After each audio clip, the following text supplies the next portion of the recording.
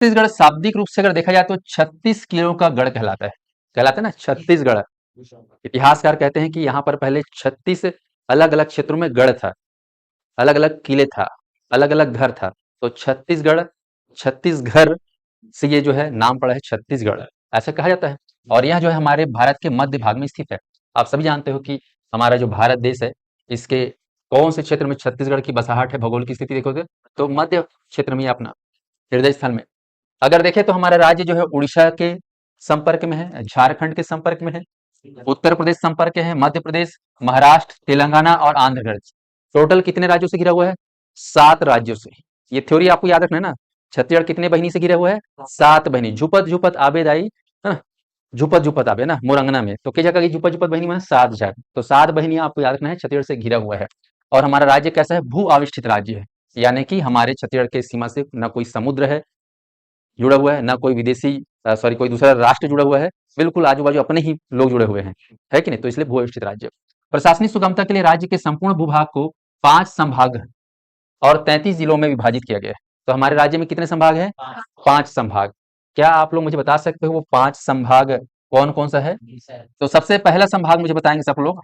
अरे सबसे पहला संभाग रायपुर संभाग, दूसरा संभाग है आपका बिलासपुर संभाग, दूसरा संभाग, और तीसरा संभाग कौन सा है? बस्तर संभाग, निर्माण के आधार पर स्थापना कर। चौथा संभाग कौन है? सरगुजा। और पांचवा संभाग कौन है? दुर्ग, जिसको नवीनतम भी बोलते हैं। तो आजादी के बाद पहला राज्य कौन सा है? पहला संभाग कौन सा है? बिलासपुर। स्वतंत्रता के बाद कितने संभाग बन गए हैं? 4। अंग्रेजों के जमाने में ब्रिटिश काल में कौन सा संभाग बना है? 1862 में रायपुर। ये राज्य का पहला संभाग। स्पष्ट है? चलिए, मुझे लगता है सब लोग को मालूम है, फिर भी मैं रिवाइज करा रहा हूँ। मैं केवल जामवंत का काम कर रहा हूँ, आप लोग की शक्तियों को है ना जगा रहा हूँ। ठीक है जी। तो बोलना पड़ेगा जय श्री राम, है ना। तो 5 संभाग और 33 जिलों में विभाजित है हमारा छत्तीसगढ़, पता है।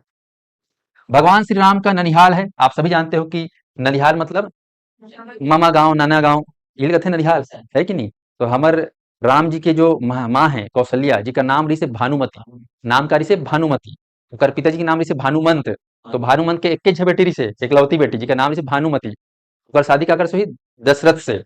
ठीक है, अब दशरथ से जब शादी हुई तो कुंडली थोड़ा मैच नहीं खाती से, तो उसका नाम ने चेंज कर दी, है ना, कौशल के रहने वाली कौशल्या। जैसे गांव में देखे हो कि जैसे कि मान लो फलानक बाई आ है रतनपुरी ले, तो रतनपुरहीन, है ना। मान लो बिलासपुर ले आ है फलानक बाई है तो बिलासपुरहीन, है ना। मान लो खोरबाहरा से आ है तो खोरबाहरीन, ऐसे बोलते ही नहीं है। तो ऐसे ही यूपी में गई होगी तो क्या बोल दिया भानुमति को? कौशल से आए थे कौशल्या, तो नाम क्या है? कौशल्या। आप जानते हो हमारे छत्तीसगढ़ का जो चंदखुरी है, जिला रायपुर, ठीक है, बेहद दिखा तहसील आरंग, है ना। चंदखुरी को कौशल्य धाम जाना जाता है, तो ननिहाल है। आप जानते हो राम जी के मम्मी पापा, नानी नाना प्लस उनके दीदी जीजा, जानते हो राम जी के दीदी कौन है? शांताबाई, ना शांता देवी बोलना है। और उनके जीजा जी का नाम क्या था? श्रृंगेरी ऋषि सिहावा, है ना। तो याद रखना। तो इस प्रकार से भगवान श्री राम का ननिहाल अपने वैभवपूर्ण अतीत और समृद्ध सांस्कृतिक विरासत, साथ ही साथ हमारे यहाँ जैव विविधता है, कई सारे प्राकृतिक दर्शनीय स्थल है, इसके लिए क्या है? विश्व प्रसिद्ध है। आप सुना होगा कि हमारे छत्तीसगढ़ का जो बस्तर का जो क्षेत्र है, एक ठो गांव है जिसको पूरे 7 महाद्वीप के 20 गांवों में सेलेक्ट किया गया है पिछले साल। क्या? धुरमारास, क्या है? हाँ, धुरमारास, ये जो है चित्रकूट के आसपास है। इसको विश्व पर्यटन स्थल पे जो है शामिल किया है, दुनिया के 20 गांवों में। कितनी बड़ी बात सोचो, दुनिया के 20 गांव, भारत की बोलो दुनिया के, तो बहुत बड़ी बात है। तो इस प्रकार से राज्य में अगर देखें तो नदी घाटी है, सभी प्रकार के खनिज है, जैव विविधता है, आयुर्वेद के लिए आवश्यक जड़ी बूटियां बताया। 36 किलो का घर था, 7 राज्य है, 5 संभाग और 33 जिलों में बना हुआ है। भगवान श्री राम का ननिहाल है, खनिज संपदा से भरपूर है। हो गया स्पष्ट?